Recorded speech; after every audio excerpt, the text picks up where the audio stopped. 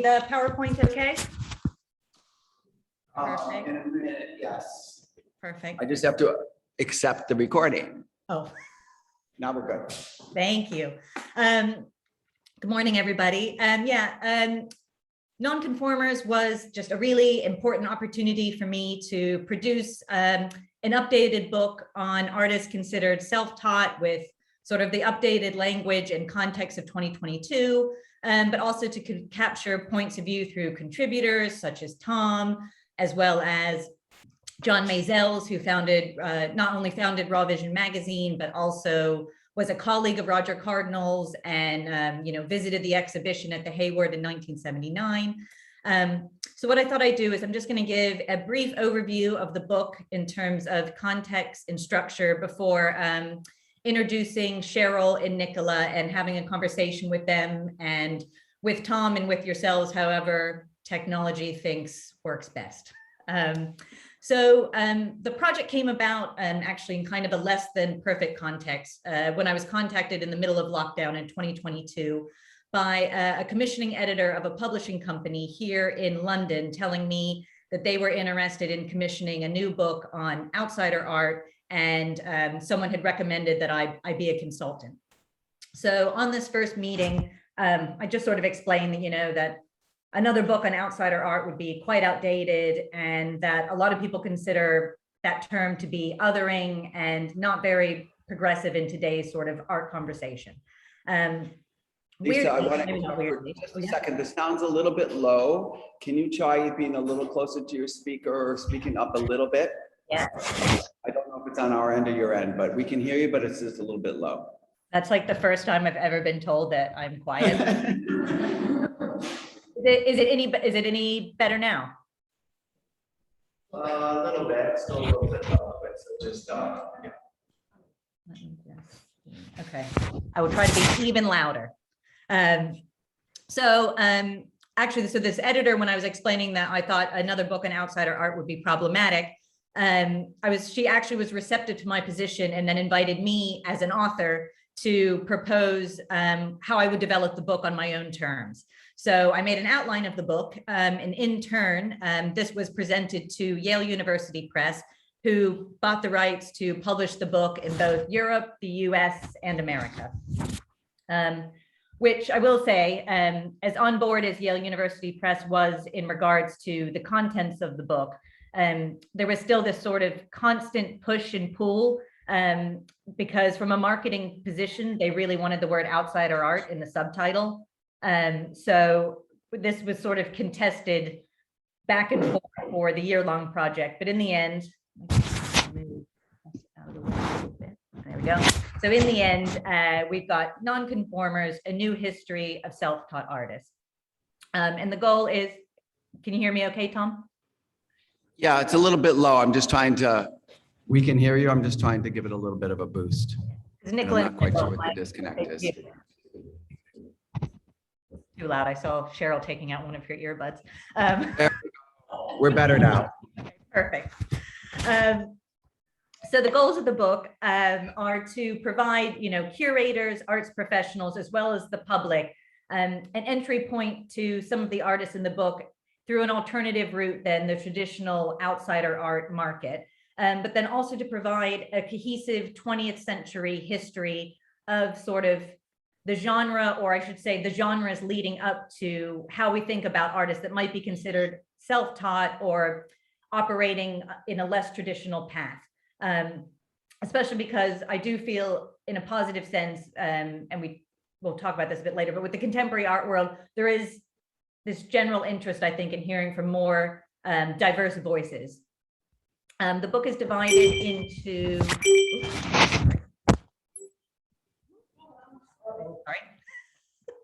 the book is divided into 3 parts with 2 introductory essays. The first one is Here I Am, and it really sets forth the framework and context of the book. And it's here where a few points are key. And the first is that it sets forth that Nonconformers reframes the featured artists and creatives by demonstrating that they continually defy and challenge prohibitive characteristics. As nonconformers, they in fact do not fit or conform to these categorical presumptions. So this is really key for me because A, it really confirms that it is not my intention to make nonconformers the new outsider. Quite the opposite. I'm proposing that actually the vast and broad characteristics that often fall under the remit of artists considered self-taught, sometimes it's a raw aesthetic, or it might be isolation or a lack of awareness. These are not actually consistently or often shared in common by the artist amongst. It's also to present the unique circumstances of each artist, including, and this is especially important when looking, I think, at historic artists, including how their individual situations often presented predetermined cultural and personal conditions, such as racial oppression, poverty, mental illness, and disability. And that this recognition poses that discriminatory positioning for many may have been more complex than just the concept of being self-taught. So considering this, the book considers a difference as visibility approach with a respectful and practice-led approach to biography. And it also is to confirm that the artists throughout the book were selected for artistic merit, not for narratives. The second essay is about terminology. Cardinal's outsider art has undeniably transpired as the dominant label in the 21st century. It has encompassed the evolution and merging of the categorical framework of artists considered self-taught, the existing art group, folk, and primitive titles, and following the development of supported studios in the 1970s, the term today often includes artists with intellectual and developmental disabilities.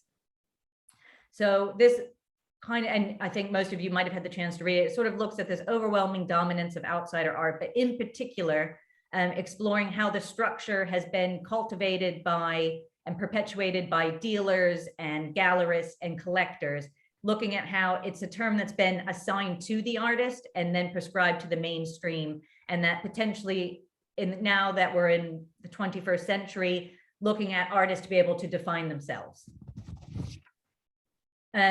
Part one of the book is called 20th Century Origins and Representation, and it examines 4 key moments that presented and attempted to define self-taught artists in Europe and in the United States.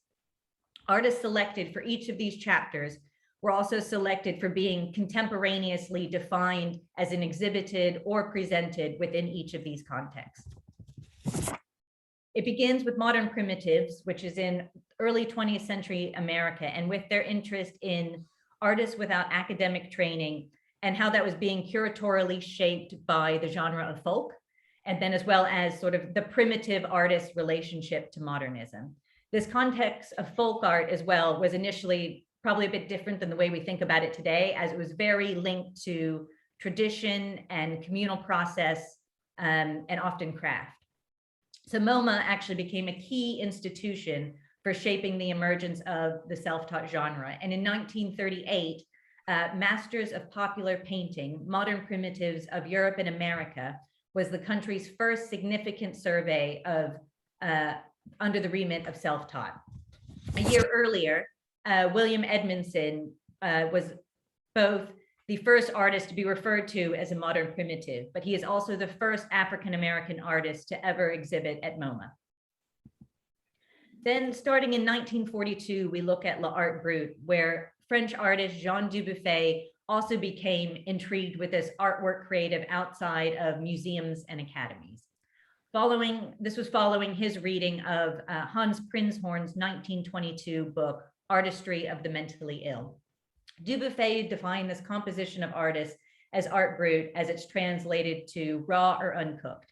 And starting in 1947, he launched in Paris a series of impactful exhibitions and publications of the artists and artwork he was collecting. And what's important about Art Brut is it points to the European interest in cultivating an alternative art genre that focuses on the creative work produced from psychiatric institution, as opposed to in America, where it's being developed through folk. Staying in Europe, or Europe then, in 1972, Art Brut ended up informing the research of the British art historian Roger Cardinal for his now ubiquitously titled book, Outsider Art. So he originally just set out to write within the framework of Dubuffet and introduce this concept of art brut to an English-speaking audience. But whereas the text on terminology that I briefly touched upon in the beginning, and you guys had the essay for, that really looks at the legacy of outsider and outsider art, where this chapter really looks at its origins from the 1970s. So it also looks at the 1979 exhibition Outsiders, which was here in London at the Hayward Gallery, and that was curated by Victor Musgrave and Roger Cardinal.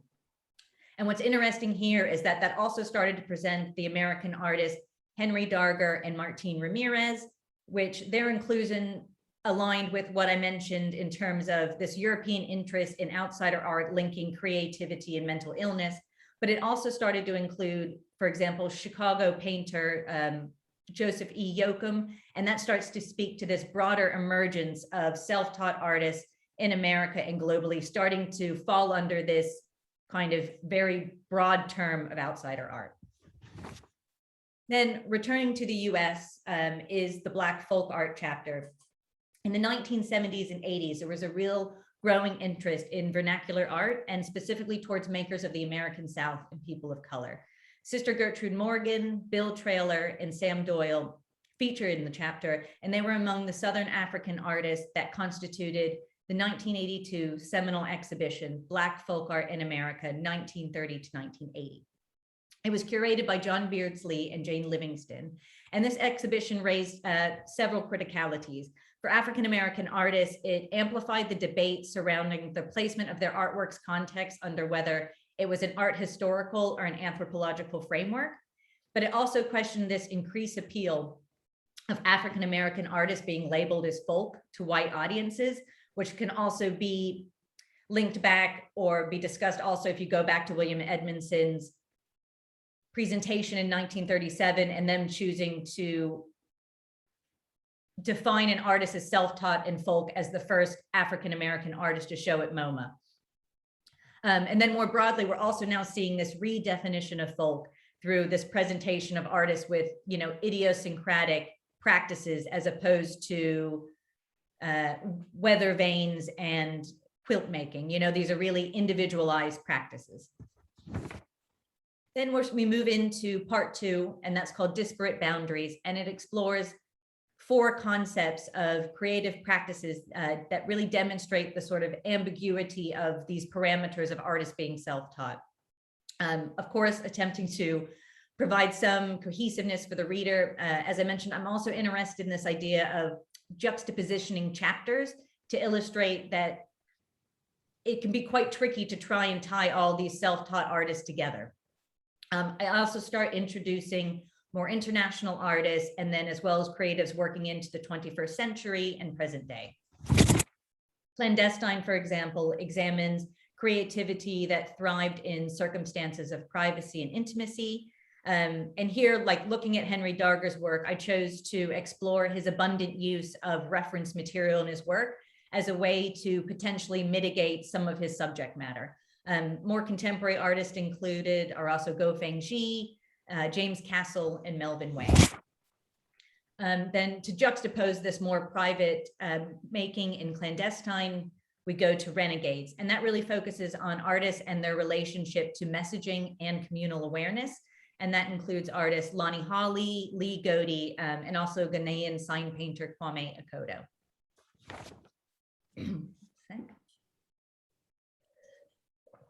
Environment demonstrates the concept of an artist as a builder or as an architect developing a singular vision. And this one really looks globally. So it includes Nek Chan's Monumental Rock Garden in India, and also Wang Yongfu's Rainbow Village in Taiwan, which is pictured here. Ability explores the development and role of studios and disability art centers that foster artistic development for artists with disabilities. And it includes this very thoughtful essay by Tom, as well as an in-depth look of the practice of Judith Scott, addressing some of the questions that surround biography and concept. Some of the other international artists in the chapter are Andrew Omoding, who makes work with ActionSpace in London, Tomoyuki Shinki, who makes work with Atelier Incurve in Japan, Julian Martin, who's an artist with Arts Project Australia in Melbourne, and Julia Kraus-Harder with Atelier Goldstein in Germany. Compositions is the final part of the book, and it really acts as a future proposition for artists currently relegated or facing possible restrictions from labels and categories. It offers a re-examination of artists and their practices through a formal curatorial lens rather than a circumstantial positioning. So the chapters are divided into abstraction, landscape, and figuration. And to go against this notion of outsider art and it always being defined by others, it was really important to preface each of these final chapters with an interview, which are led by Sophia Cosmodopoulos, with 3 living artists to anchor each chapter and let them speak on their own terms about their identity as an artist and about their creative practice. Also, just to mention as well, artists that work with supported studios or disability art centers, organizations like ActionSpace and Creative Growth are mentioned throughout the book, not just within the ability chapter. So for example, Helen Ray is in the figuration chapter and is also the wonderful cover of the book. And Naina Kalu, which I know we'll hear a little bit about, is in the abstraction chapter. So for example, George Widener, who opens the abstraction chapter, he mentions that he used to identify as an outsider artist, but doesn't anymore. He said, people can make of it what they want. You can't control that or whatever people are going to think of me. I just do my work and I try and stay true to myself, and that's it. I have evolved and I've explored things that were interesting for me. And now I interact with galleries and I'm aware that people see my work. And it's true. I'm somewhat influenced by that. Well, Mamadou Cissé, who is a Senegalese artist now based in France, who was interviewed for the landscape chapter, he said, I am in fact a self-taught artist because I didn't go to art school. I make my own creations and I don't follow norms. I like to say I'm a visionary artist because I like to think I'm creating futuristic cities. And the chapter looking at figuration includes an interview by creative growth artist William Scott, who said of creativity, we need art for the community so that they can bring lots of people back to life.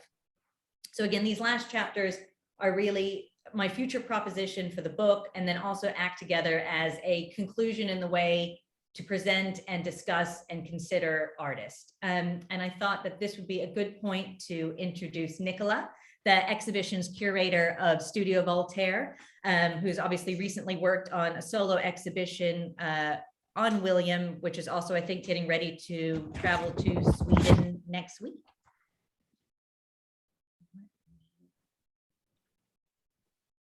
Hi everyone. Thanks so much for having us this morning, and thank you, Lisa, for the introduction. It's really fantastic to be able to join you from London. I'm just going to share my screen. Presentation up. And hopefully, if I press present, does that work for everyone? And can you hear me? Okay. Can just about see, yes, I can see thumbs up. Brilliant. So yes, as Lisa said, my name's Nicola. I'm one of the curators at Studio Voltaire. I've been there for a little over 5 years now. And I wanted to start just by giving you a little bit of an introduction to who Studio Voltaire is and what we do. So we're a not-for-profit arts organisation. We're based in Clapham in South London. And we were founded in 1994 by a collective of artists who set up studio space on Voltaire Road in Clapham, thus the name Studio Voltaire. And we have since then kind of changed and become a much larger, quite different organisation. I'm one of 3 curators and 2 assistant curators who work on our programme. And we've also just had a kind of major capital redevelopment project. So what you're seeing is the kind of resulting much shinier, quite newer Studio Voltaire. But all that to say that I think a kind of artist-centred approach remains at the core of everything that we do. So there are 3 strands to our work. The first is our participation programs, and those tend to prioritise kind of longer term collaborative ways of working between artists and often quite specific communities. The second is, there we go. The second is our studio programs. So we have 35 artist studios on site supporting around 45 artists. And we also have a number of cultural tenants, one of whom is the very brilliant ActionSpace, who I think have been or have had a studio at Studio Voltaire for over 20 years now. Yeah. And then the final strand of our programs is our exhibition programs, our gallery programs, which is what I work on. So we are a primarily commissioning based organisation. So we work with contemporary artists to create new work. Within that, I would say that we place a great deal of emphasis on being able to take risks and experiment, or in some way, I suppose, trying to be able to provide a step change in the artist practice. And as well as commissioning, we also present occasional retrospective or archival shows that aim to kind of provide a platform for work that has perhaps sat outside of contemporary discourses or has lacked representation in larger institutions and museums. About 25% of our gallery programme is with UK artists, 75% is international, and many of our commissions are an artist's first solo exhibition in London, or it brings work by well-established artists, international artists to the UK for the first time. So they're just to sort of give a bit of a kind of preface to the type of work we do in order to talk about this, our survey exhibition of William Scott, which was our first exhibition after we reopened following the Capital Project, and ran between October and December of last year. So I'll maybe scroll through some pictures of the exhibition just to talk you through how that exhibition came about. So we were aware of William's work, I think largely due to seeing creative growth work at art fairs, actually, international art fairs that Studio Voltaire took place in, and also through the work of White Columns and Matthew Higgs, who staged the kind of first couple of solo exhibitions of William's works. And I think it took about 3 years from starting conversations with creative growth to the exhibition actually kind of coming to fruition. And I think it's worth saying that when we started those conversations, I think we did expect to work with William on a commissioning basis. And we had a number of conversations about how that process could work for William, what our expectations should be in terms of the kind of way and pace of working for him, his other exhibition commitments.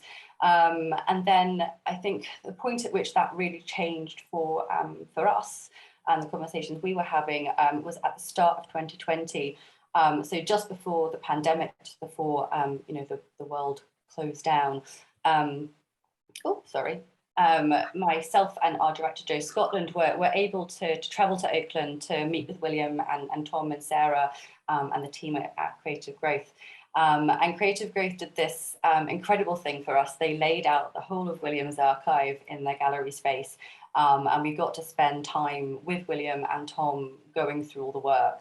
And I think at that point, perhaps very belatedly on our part, we really started to understand how kind of conceptually complex and interconnected William's work is. And it became clear that actually maybe the best opportunity here was to present the work as a survey. So the exhibition covered 30 years of William's work, everything from works from that year, 2021, as well as unseen works and very early pieces from the early 1990s when William started working at Creative Growth. And these came both from the archive at Creative Growth, but also from private collections in New York, the West Coast and the UK. And then in terms of this being William's first institutional exhibition outside of the US, I think William was invited as an artist who had several important solo exhibitions already, was in major museum collections within the US. And what we were hoping to do was really provide an international platform for his work. That said, I think it is perhaps worth repeating that in the UK, as elsewhere, there is still a real lack of parity for representation of artists with learning disabilities in the visual arts. And I think we felt that we had a responsibility to produce a presentation that was really substantial and built a really comprehensive introduction to his practice. But in doing that, we looked at William's work through the context of faith, of race, science fiction, music, architecture, and also disability, but disability was only one of the contexts for presenting William's work, and at no point, I would say, the main context. So I wanted to kind of talk you through some of those lines of inquiry and how the exhibition was composed. And I suppose I could start by saying that time has very fluid boundaries in William's work. His paintings include references to the 1960s through to, as in this work, the 2030s. And similarly, the exhibition didn't follow a chronological order. The works were rather kind of loosely organized within the lines of inquiry that William has. And our aim was to emphasize how all these different strands are in fact highly interconnected, and kind of evolving continually evolving narratives within what we might understand to be William's kind of imaginative compass. So the first of this, it was his architectural practice. William often describes himself as an architect, and one of his kind of best known bodies of work focuses on the social topography of San Francisco, which he cancels and returns as this kind of revivified city, which he calls Praise Frisco. His plans include building design, city plans, proposals for removing penthouses, and they often include areas that form part of his personal history. So places like the Alice Griffiths estate and the Hunters Point area, which are, I suppose, in the context of his 30 years of practice, seen against the relief of the kind of changes and gentrification that have happened in the Bay Area since that sort of late 90s tech boom. The second kind of aspect that we were really interested in putting out the work was the idea of civic participation and engagement that I think is really given precedence in William's work. So his paintings include figures of government figures, so people like the ex-mayor of San Francisco, London Breed, Kamala Harris, and William employs these people as sort of like assumptive partners in his vision for this new city. There are also works like this that we felt were really important. So these are works on papers, letters that William has written about his plans to local officials. And I think kind of really underlines interest in social equity and how his work explores kind of intersections of race, community, spatial inequality in the built environment. Oh, is that going to go? There we go, sorry. And then another one of those lines of inquiry was portraiture. I think self-portraiture in particular is a real kind of central focus for William. It's something that allows him to look at kind of past and present realities, but also kind of renegotiate new futures for himself. So this work was the first work that you encountered in the show. It felt really important to start with an image of William and to introduce William to the visitor. And we chose this particular portrait because it was one that is maybe slightly unusual in that it presents William as he is today. Faith is something that plays a big part in his work, and you can see he's incorporated the logo of his local ministry. And he also paints numerous portraits of the women from his congregation. When I say that as a portrait of William as he is today is perhaps more unusual, I do so to sort of say that William more often paints younger versions of himself. And he also often adopts this kind of moniker of Billy the Kid, but rather than a kind of gunslinger of the American Old West, he is presenting himself as a star athlete, like playing basketball for the LA Lakers. And again, I think this really ties into one of the key threads in William's work, which is about reinvention, rebirth, both for himself and people around him. And then I think something else that we were hoping to kind of explore is William's relationship to time travel in science fiction. The 60s and 70s kind of form a particular personal and cultural touchstone for William, both in the portraits of himself, as you can see here, but also portraits of his family. But I think the sort of flexible, non-linear timelines, the ideas of rebirth that he investigates are particularly powerful within his inner limits and skyline-friendly organization paintings. So this is a kind of intergalactic organization who include depictions of flying saucers and spaceships that have been designed by William to return people who have died to a new life.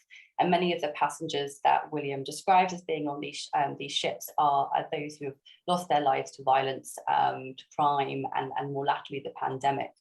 And I think here, I mean, it connects William's work to Afrofuturist ideas, to science fiction ideas. But I think what Inner Limits and the SFO really does is to establish a very close relationship between the science fiction elements in William's practice to ideas around social justice, themes of faith, themes of redemption that run throughout his work. So the exhibition, which, as Lisa said, is touring to Malmo and opens next week, very excitingly, was sort of one of a number of different strands that we built a program around William's work with. The second was a public realm presentation of William's work. So we also presented William's paintings in the public realm on a series of billboards across Clapham. Some of these were on the end of our local Methodist church, which is right next to Studio Voltaire, and then elsewhere on Nelson's Row, where we are, and Clapham High Street.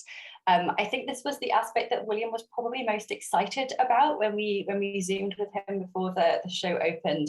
It definitely felt like this was the thing that yeah, he was most excited to see. And there was already a kind of very successful precedent for William's work in the public realm, so the Four Freedoms Project. And I think also there was really a sense that in William's work, he's making proposals with real life applications. So it made sense to include this as an established element of his practice, embedding his work within the city. Alongside those two elements, we also had a really robust public programme. And I think we did perhaps 20 events over the course of the 3 months, but just to kind of give you an example of one, Tom has kind of previously described William's role as one of almost a kind of social scientist. And we really wanted to give credence to these different roles that evidence themselves in William's work as an architect, as an activist, and so on. And also speaking to William, he was really keen for his work to reach architects, to reach town planners, to reach people who have that kind of ability to affect change in the city. So we held a series of talks in partnership with the Architecture Foundation here in London, which were chaired by an architect, Nana Biama-Ofosu. And they looked at William's work to discuss ideas around biography and cultural memory in city making. They looked at the relationships between power, policy making, and place making. And the participants included people like Resolve Collective, who are a local to us design collective that combine architecture, engineering, and technology to address social challenges. And also architects like Michael Maltzon, who's an architect on the West Coast, who specifically works on projects for supportive and social housing. And then the final element of the program at large, I will stop sharing now to show you on screen, because very excitingly, I received this week the first, it's the first like for Tom as well, the first forward copy of the monograph, which will launch at Malmo this week. So this is monograph William Scott, co-published by ourselves and Malmo Kunsthal. With the monograph, much like the public realm works, we also included pieces that for various reasons we couldn't loan for the exhibition, but felt were really important and really kind of significant elements within William's work. So I think there are, beyond the 70 works that were in the show, I think over 100 pieces within the book. And then there are, I'm trying to, sorry, terrible view showing you here. And then there are within the book as well, 3 different texts. So there is a wonderful conversation between Tom and Matthew Hicks. There's an essay by Nana Biama-Ofosu, who looks specifically at William's work through the lens of architectural practice. And then finally, there's also a statement written by William himself very important to include William's voice within the monograph also. But I'm very aware that I have probably more than exhausted my 15 minutes. So maybe I'll stop there and we can pick up in conversation. That was wonderful, Nicola. Thank you for that great introduction. And exactly, as we talk about biography and working with artists in the conversation, we can talk about more. But first, I will introduce Sheryll Catto, who is the co-director of ActionSpace, an amazing studio and agency and organization here in the UK. And I'm very proud, I think, to have been working with some of your artists since 2018, probably. Yeah. So yeah, without further ado, Sheryll, over to you. Yes, hi, good morning, and thank you for inviting us. You might hear some funny sounds. It's Jubilee weekend, and for some bizarre reason, there is a street party going on outside my window, and there was a brass band a few minutes ago. So if you hear any strange sounds, just ignore. Right, so I'm going to try and share my screen. There we go.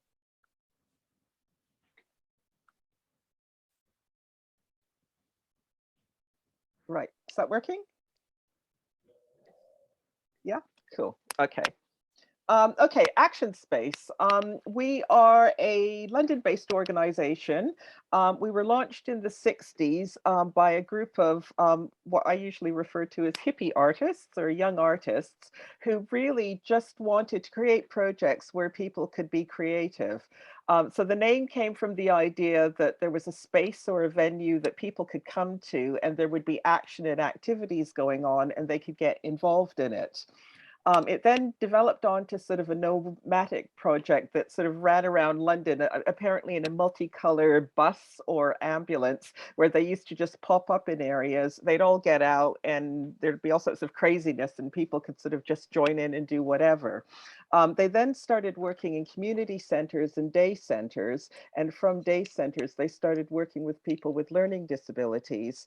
And then they really focused in on that because at that point, back in, I guess, the 70s, day centers for people with learning disabilities were pretty bleak places. They were sort of huge cavernous spaces where people would come in and they would literally sit and do nothing all day. We then became a limited company and they were looking to apply for funding for the Arts Council. So they had to sort of really look at their business plan and their business model and look at what they were doing. And they decided that they would focus in on the visual arts, mostly because it was an area of excellence for them, but also at that point in 84, there weren't actually any other organizations that were doing visual arts on a really proper professional level with people with learning disabilities. So from there, it took off. I came into ActionSpace 14 years ago, so I wasn't responsible for all of that, but I came in at actually a really quite exciting point for the organization. We're a combination, as Lisa said, of a supported studio and an artist development agency, so very much like Creative Growth Center. We have 3 studios in London, one at Studio Voltaire, which is this picture. And as Nicola said, we've been at Studio Voltaire for 20 years and we feel very much part of the community there. We have a second studio in central London at Cockpit Arts, which is again the same sort of situation. It's a studio complex and we're one of the studio holders there. And then about 3 or 4 years ago, we launched a studio in Northwest London. We would desperately love to have one great big wonderful studio somewhere, but London is very big and the public transport system is very stressful. Most of our artists find it very challenging to use public transport. So we have to be where they are. So instead of having one center, we have 3 centers that are not huge. Tom will tell you because he's seen our Studio Voltaire studio. What you see now, Tom, is cavernous. We used to have a tiny studio, but since the rebuild, it's slightly bigger. But our studios are quite small. We run a program of weekly supported studio sessions. And at the moment, coming out of COVID, the groups are from 4 to 6 maximum with an artist facilitator. We have about 70 artists that we work with across the 3 studios on a weekly basis. And it's been really great. We used to have slightly larger groups. And I think one of the good things that came out of COVID is that we now have smaller groups. So the facilitators have a lot more one-to-one time. Most of our artists come to us for a number of years, so that relationship builds up between the facilitator and the artist. The facilitators aren't teachers, they're not collaborators, they're facilitators. And they develop this wonderful sort of intuitive, respectful and trustful relationship with the artists. So the artists feel really, understood and accepted. They feel very comfortable. They feel safe so that they can just concentrate on developing their practice. And then the facilitator, because they're very intuitive and because they're very involved in their practice, can sort of bring them opportunities, bring them materials that they can choose from that is appropriate. They can sort of, second guess what they might like to do next.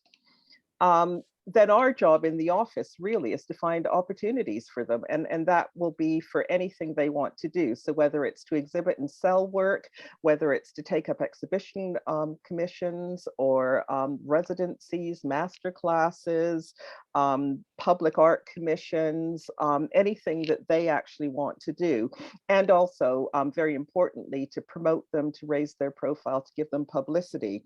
I think what we always say is that we provide all of the background work so that our artists can be out there in the sector, working alongside their peers, so that when they walk in the door, they are just another artist working with the other artists. So what I'm going to do is I'm going to profile just 3 of our artists who we might talk about a little bit later, but just to give you an idea of how we work. So the first one is Thompson Hall. Thompson's been coming to ActionSpace for about 17 years. He works in our central London studio, and he works with an artist facilitator called Lisa Brown. Thompson is really interesting. He's gone through various permutations of his practice and his approach. But more recently, he was making work, and you can see behind him, that piece ended up being a piece about the National Gallery in London. So he's had a series of exhibitions where he's made work about sort of the buildings that he goes to, the landscape, the cityscape of London, but very much using color to express his feelings and his thoughts about it. And he had 3 exhibitions that we supported him with, one in Brighton for Brighton Festival looking at Brighton, one in Glasgow looking at Glasgow, and then a bigger exhibition called My Life in London, which depicted all the buildings and the museums and everything that he goes to in London. But then we went into lockdown, and lockdown actually was a real turning point for Thompson. As an organization, we went online. So we ran weekly Zoom sessions. The facilitators did one-to-one sessions with the artists, really encouraging them, supporting them to keep in touch with their practices and make work at home. Thompson was someone who really benefited from that. And being at home, he lives with his mother and his brother, feeling very anxious about COVID. Thompson was one of those people who literally did not go out for almost 2 years because he was really anxious about COVID. And Lisa encouraged him to really go inside and use his practice to sort of analyze and process what was going on. So Thompson just filled sketchbooks and sketchbooks and sketchbooks with how he was feeling. Which we then put together for an online exhibition. But then coming back into the studio, he started transferring all of those into paintings, which has taken Thompson to a point where he now considers himself a political artist. And I'll show you some of his later work, because he's been starting to use his practice to look at things like social issues, again, picking up with the William Scott idea, social issues like poverty, racism, injustice, marginalization, but also looking back at his family history, his personal family history. And his grandfather came from Ghana in the 60s, and looking back at, how his family has worked. So his work has and also picking up on the Ghanaian sort of fabric themes, but bringing these sort of patterns into his work. And if you ask Thompson, who he sees himself sitting beside as an artist, he would say Kehinde Wilde, he'll say Chris O'Feely, artists that use a lot of patterns. And most recently, Anthea McNeish, who's a British textile artist who again uses lots of patterns. So coming out of this, during COVID, he was invited to be part of a project that was organized by Autograph Gallery, which is a gallery in central London run by the Association of Black Photographers, and Mark Seeley, who's an international cultural writer and curator. And he was invited to be part of a project they were doing called Transforming Leadership, which was supporting disabled artists to sort of take their practice to the next gear. And Thompson was lucky enough to have Mark Seeley as his mentor. So he was doing sort of monthly sessions with him on top of his weekly sessions with Lisa. And coming out of that, he was offered a 3-month residency at Autograph, which you see the picture here, and he has literally just finished that 3 months. It was the first time Autograph has ever done a residency, so it was a learning curve on both sides. And our job was really, again, to do all the background work to support Thompson to do that residency. It ended on last Tuesday night with an open studio, but Autograph was so impressed with Thompson and his work that they've created this outside exhibition, which are the panels that go right around the building of his work. Thompson also has become a real commentator. A lot of what we did over lockdown was Thompson and I took part in a lot of sort of online seminars and webinars and talk. And Thompson has become a real commentator for neurodiverse artists in the sector. He's also a member of our board now. And this is something that we're really interested in sort of supporting him to do more of, because he's very articulate, and through his artwork he's really gotten in touch with his feelings and his thoughts. So the next person I wanted to talk about was Andrew, who, Lisa, you're always smiling. Andrew is the most amazing person, and you can't actually say his name without smiling because he's just so wonderful. Andrew came to ActionSpace when he was 19. We met him when he was 17, actually, in a young people's project we were doing, and we spotted his talent right away. And I worked with his mom and his social worker for 2 years to get him the funding to join our studio project. Andrew's practice is very based in making, but very, very based in narrative. So it really just tells you the story of Andrew and his life. And Andrew in 2019 was offered a 1-month residency at Camden Arts Centre, which is another sort of major gallery in London. And this was like a really big thing. This is the first time that they had invited a neurodivergent artist to have an exhibit, well, a residency and then an exhibition. And this culminated in this amazing exhibition where Andrew, I mean, he went into the residency. We didn't quite know what he wanted to do. We asked him what materials he wanted, and he said lots of fabric. So we got him lots of fabric. And within an hour of moving in the gallery, he had rigged up this sort of arrangement, which was a home, his house. And he continued to sort of build around it. And this became his village. He's Ugandan originally. And he built his compound in Uganda in the gallery. And Andrew's practice also involves sort of people really getting involved in the work. So he will build a something and he will make things like these are all sort of musical instruments. And then when he does his open studios, he dresses everyone up in costumes that he makes and he gives you the instruments. And then he leads a procession. So this was all of us. I think you're in there somewhere, aren't you, Lisa? We all dressed up in his costumes and we were led out to the garden of Camden Arts Centre, and then he led a huge singing session where we all sort of sang and danced and got, you know, really involved in everything. He was then, we submitted his work for Barbican Arts Group Trust, which is a studio in North London. They do an annual open submission exhibition, which we submitted his work for, which was accepted. And as one of the prize winners, he was given a 6-week residency. Now, this is another studio, much smaller, but like Studio Voltaire, where Andrew just took over their project space. He was, I mean, every artist who was in the studio complex came and visited him constantly, but this was another one where he went into it and he said, I don't want to do anything I've done before. You know, we said, do you want fabric? He said no. So Lisa and he spent the first morning, literally, if you're with Angie, you have to look in bins a lot. He goes in industrial bins. So they walked around the area. They got to know all the manufacturers around the area. And they got lots of wood, and there ended up being a company next door that makes sustainable jeans and denim, who donated sort of masses of fabric to him. And this is very much, Andrew's motto is don't throw anything away, everything must be used. So he just sort of picks up things, and he made this installation, which was a story, because a story comes after he makes an installation, then there's the story. And the story was all about a compound in Africa where there was a flood and everything got washed away. But one of the things that you fall into with Andrew is that he tells you the whole story, and then you repeat it to someone else, and he says, no, that's not the story anymore, and tells a completely different story. But this was sort of really great. So from this, Andrew was then offered a solo exhibition in Scarborough, which is in the north of England, which is a sort of a beach town with a fishing port. So Andrew and Lisa went up to Scarborough for a day. Andrew was particularly taken with the fishing port and sort of wandered down, and they were talking to all the fishermen.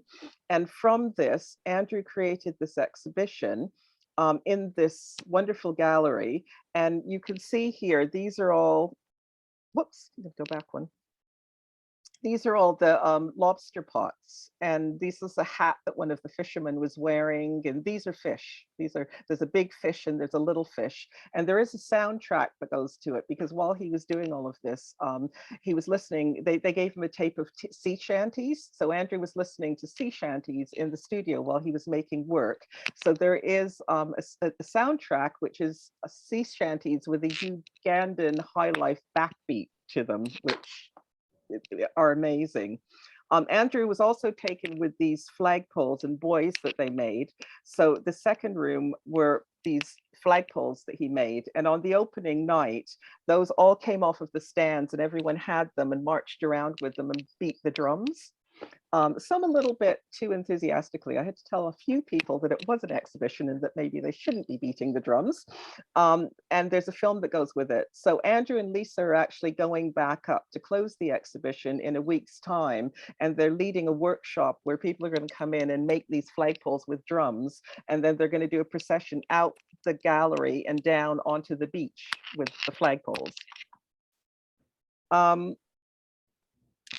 So I've got that. This is a seal that they saw sunning themselves on the dock while they were while they were down by. So the thing with Andrew is that he just takes in everything, and all of that inspiration was literally from just a day of walking around Scarborough, and that's how he processes things. He takes things in, he comes back to the studio, he sort of beavers around and picks up materials, and he makes things, and that's very much how he processes things.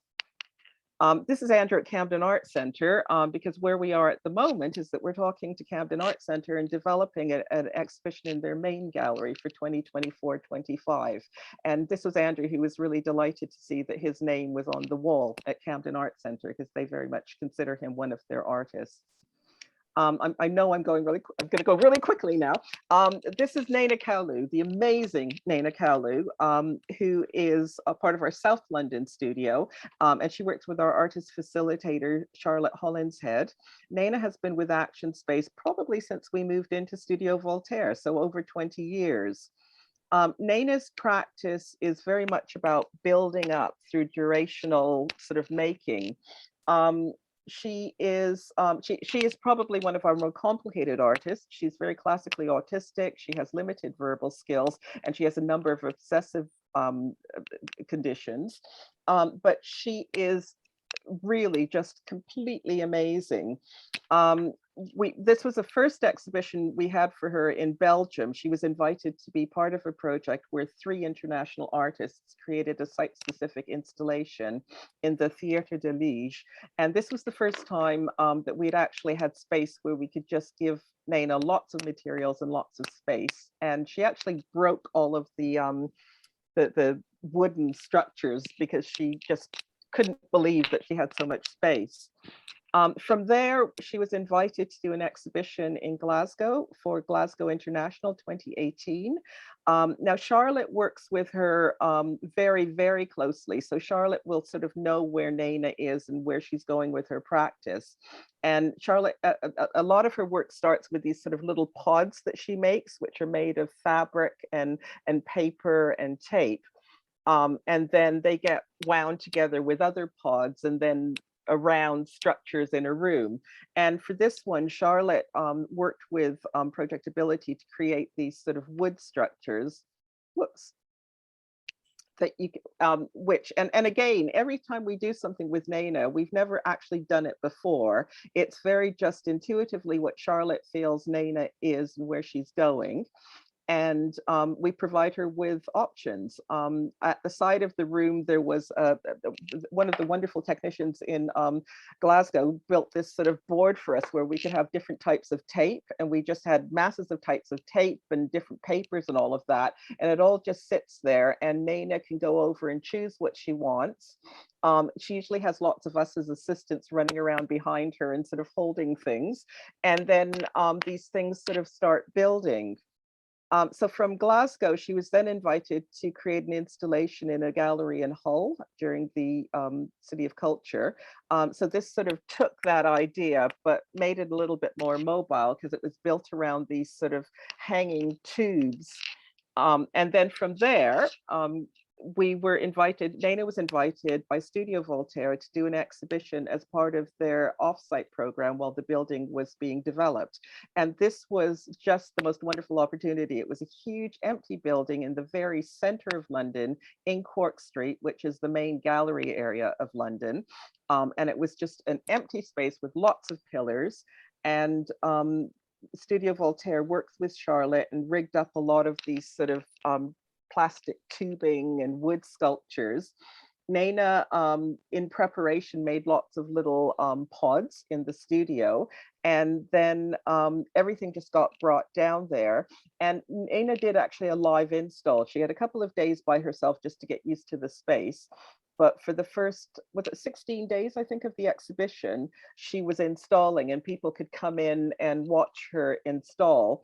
And she had, again, lots of assistants. We got into a program of, you know, okay, what do we do next? And oh no, we haven't got the paper yet. We need to shred more paper for Nena. But these installations grew and grew and grew. And in fact, on the launch night, they weren't quite finished yet. It was really about the exhibition continuing to flow over time. But very sadly, it got cut short by COVID. And everything got packed up in the midst of COVID and taken back to the studio. And then when coming out of COVID, Nena was invited by Yinka Shaughnaberry to create an installation for the Royal Academy summer show last year. So a lot of Nena's work gets remade. So a lot of the work from Studio Voltaire that went back to our storage then got taken out again and taken to Studio Voltaire. And Nena was allowed to, before the summer show opened, to actually install her work in the Royal Academy. So there it is in the main hall of the Royal Academy.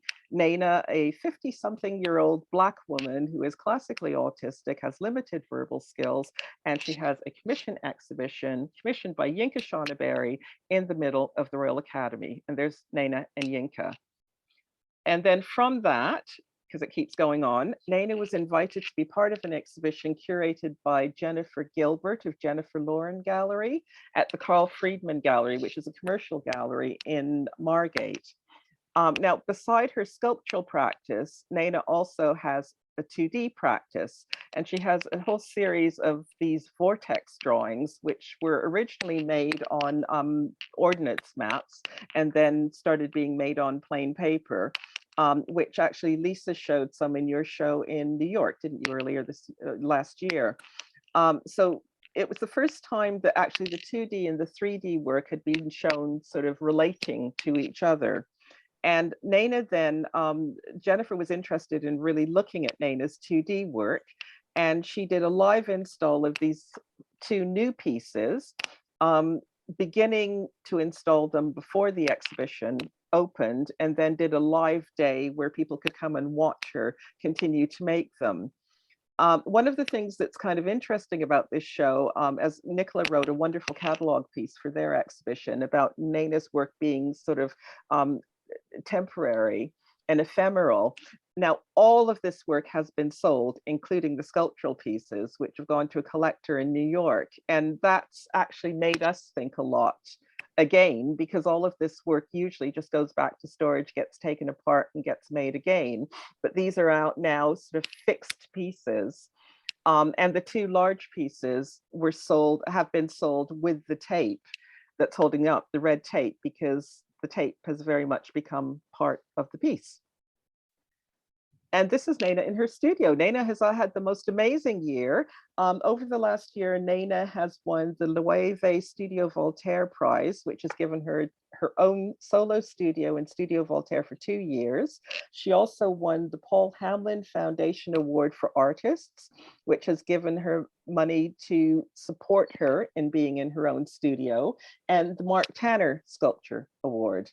And at the moment, she's preparing for an exhibition as part of Deptford X, which is an annual festival in London, and has 2 pieces of work being curated for upcoming exhibitions at galleries. So this really is just the beginning for Nana, and again, another amazing artist.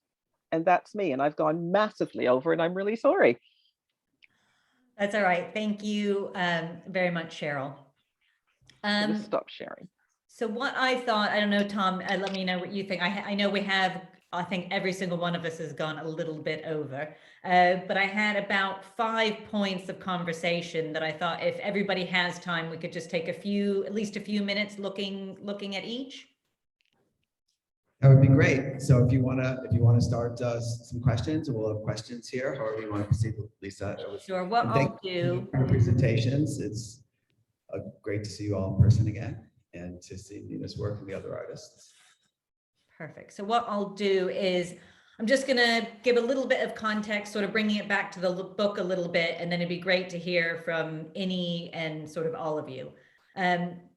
So sort of considering, returning to, this is from the book, but returning to this discussion of biographical detail, the complex and teetering navigation of the relationship between an artist's biography and an autonomous reading of their work should be recognized. The delivery of biographical details, particularly by a dealer, historian, or curator, is crucial for maintaining a non-reductive reading of the work, as opposed to an emphasis on traumatic events or wacky life stories that could overshadow the integrity of the creative output.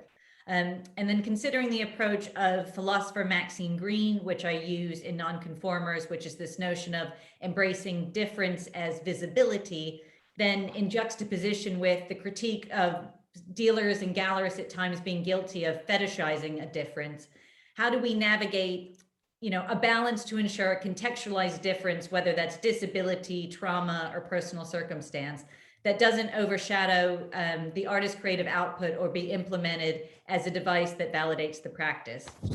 So I guess a question I'm interested in is, do you think there is a best practice approach to addressing disability, or I guess potential characteristics associated with disability when presenting an artist biography?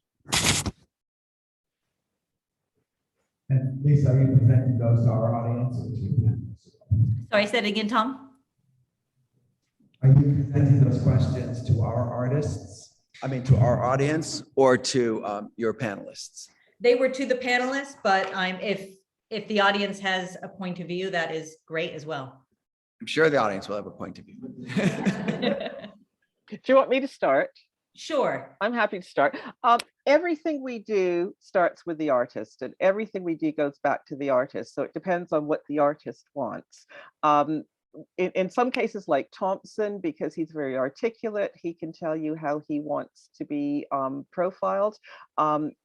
Thompson is sometimes not very comfortable talking about his learning disability, but he also deals with issues that aren't just about learning disability. So we take the lead from him.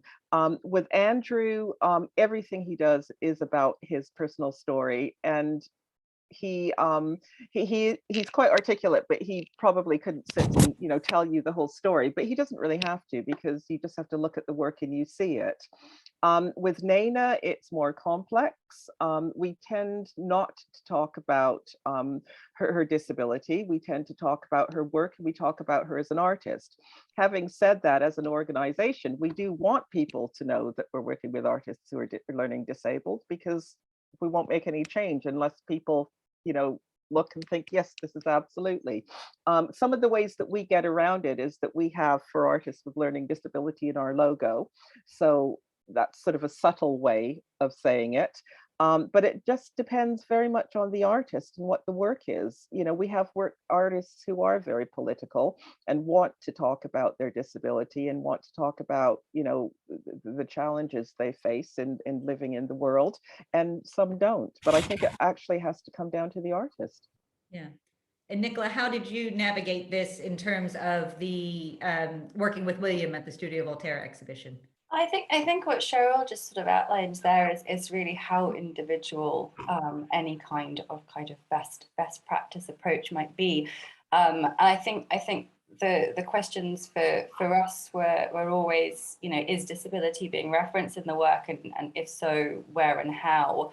I think in William's case, his body of work is so biographical that it was important to acknowledge. But I think what we try to be very mindful to do was to address it at the points where William himself discussed it, and at those points to kind of prioritize his voice. So some of those things were kind of very, very simple interventions. So on our interpretation panels, for example, there's a body of work where William is referring a trauma from his childhood where he was burnt and got scars on his chest. And we use some of, as well as our own words, we also use some of William's words to describe that incident and what that meant to him. I think something that Tom said to me very early on and stuck with me throughout was, if you're expecting an MFA thesis from an artist with learning disabilities, that's an ableist approach. If you look at William's work, William is telling you what he means. It's literally inscribed, written onto the paintings. I think kind of one example of that is the inclusion of the letters that William writes, and there's one in particular that he wrote to one of his case managers, which talks about his personal experiences with disability as a young man. So it's only really where the works themselves discuss difference that William has observed between himself and his contemporaries that it was introduced, I suppose. I mean, one thing I would say is that our audiences are, generally speaking, kind of contemporary art audiences. There are other audiences who came in where maybe we did take a slightly different approach. So, for example, we had a group from the Lansdowne School come in. And Lansdowne, I think also we're doing workshops with Claudia Williams, another incredible ActionSpace artist who was doing a residency alongside Williams' exhibition. And when they came in, they're a group of young people, all of whom have learning disabilities or are neurodivergent. The teachers who brought them to the exhibition said to me before I did a tour for them, please talk about the fact that William is a man with learning disabilities and has he's in the MoMA collection and is having this exhibition. That representation is really important for our students. So there were sort of specific incidences like that where it was appropriate and important to talk about it. Sorry. Oh, that's great. Tom, did you have anything that you wanted to add? Do people want to add? I know here and I'm not quite sure. I think I have to yell into the laptop for you to hear me. So I know here as a group, we've been talking a lot about person first approaches to our artists and how it really, those identity issues have to come from the artist and how we negotiate them when it's not clear. And also just some of the points that the panelists have made in terms of how, the role that disability plays in the descriptor and the biography, because it is an important part of the artist and it's an important part of the work that we do to break down barriers around that. But when do you lead with it and when that you don't? So there's no easy answers. And I think we have a variety of complex and increasingly complex solutions to that. Does anyone in the room want to comment on that? I think for us, it feels. I think you have to come here and speak into the laptop. I'm sorry, because I don't think this is connected to that. I think when I speak about artists in our studio, it really depends, like you were saying, and I think this question is really great. That there's, you know, I think about it in terms of if I was presenting any other artists without a disability, how much of their art making practice around, you know, the work being made physically is important to have, you know, their biography. So there are, you know, there's one artist that we work with who is colorblind and who uses color in their work. And to me, that is a significant aspect of the making and the biography. And so same with somebody who might have a physical disability where they're actually maybe using a wheelchair to render something, like that is informing the work. And I think that is helpful to know, but I think it is a case-by-case basis, really. Yeah, I think that's good, because that's what I was sort of with the book. It was sort of thinking about exactly if elements of personal biography. I mean, I think with this group, the notion of doing it respectful is a given, but that if it can lead to a deeper reading of the work, then it really seems to make sense. But you would never want it to be the thing that validates the practice. Yeah, 100%.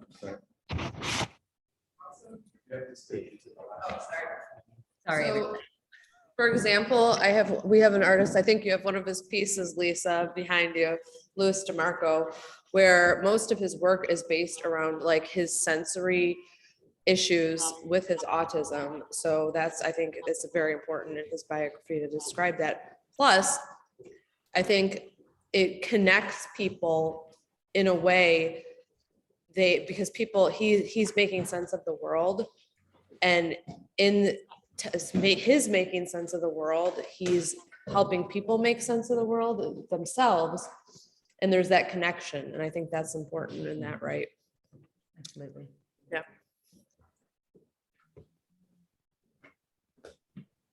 Okay. Did you have another question for us, Lisa? Oh yeah, I basically have a lot of questions. That's what you do. So when I need to wrap it up, just give me the sign. Oh, sorry, hold on. Okay, this next one sort of follows on from that, because I think another element of biography to consider is this potential for personal circumstance, including disability, to overly inform the concept or content of someone's practice. In relation to the discussions I know that have surrounded the work of Judith Scott, that sometimes it could be particularly significant for an artist who might be limited verbally, or I guess with limited opportunities to articulate what drives their work. Where one of the things I discuss in the essay that I did on Scott is looking at her production method as a middle ground, or I guess as an exploratory device about her practice. But I also think about it in terms of like Nana Kalou's practice as well. So again, just sort of the question being, I guess, how do we communicate or discuss the intent or concept behind an artist's work when the artist might be limited on articulating what drives them to create? Sheryll, would you like to? Well, I was going to actually ask you, because you wrote an essay on Nana's work. I did a number of pieces on Nana's work, which were hugely pleasurable to do, and I suppose I should also start by saying that working with Nana was it was a very rare opportunity as a curator, because I think before we did the show and before we kind of broke, the building closed for that period, I probably had about 3 years of what essentially amounted to kind of weekly studio visits with Nana. Because at that point, ActionSpace's studio was the first studio when you went into the studio complex. And even if Nana wasn't there, her work lined the walls. So I had this kind of huge privilege of having this kind of years-long conversation with her and her work and with Charlotte. And I suppose kind of as you said, and we're also very kind of led by your and Charlotte's expertise. I think beyond the kind of this exhibition is created in collaboration with ActionSpace an organization serving artists with learning disabilities. I think that was sort of the only mention. And in the text and the writing around Naina's work, what we tried to do was simply write about the work through the work. And that meant speaking about Naina's methodologies, the way that the volume and mass and form were approaching her work, its relationship to performance in particular, its relation to drawing, the way that Naina wraps and binds objects in tape has a real kind of, a sense of being a drawn line. And that was something that we spent quite a lot of time talking about. I think also with Naina's exhibition at SV, our kind of starting point is always, how can we make this platform the most impactful for the artist? How do we kind of provide the time and the resources necessary for it to be useful to the artist, to provide some kind of step change? And I think with Naina's, what we decided to do, and obviously it was cut short by the pandemic, but the intention was to be able to do, I think what would have been a kind of 6-week-long install, and that was the longest period that Naina would have ever had working on a kind of single body of work. And I think for her and for Charlotte and for you, it always felt like, when the exhibitions opened previously at Hull and at GI, they'd sort of necessarily paused for the exhibition to happen. And because we were doing it in London, it was Naina's first solo exhibition in London, we had the opportunity to not pause the exhibition, to allow the exhibition to unfold. And I think that gave the audience a really incredible kind of opportunity, because they could come and see Naina work, to kind of connect to that moment of production that is so intrinsic to her practice, without the kind of intermediary interpretation. I very much, because I think the performative bit came out of two things, one of which I think Charlotte spent her entire life with people saying, but she didn't really make this, did she?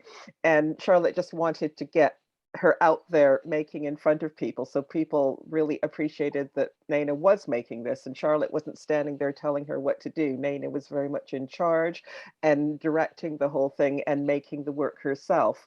I see Naina's live installs as the artist doing an artist talk about her work.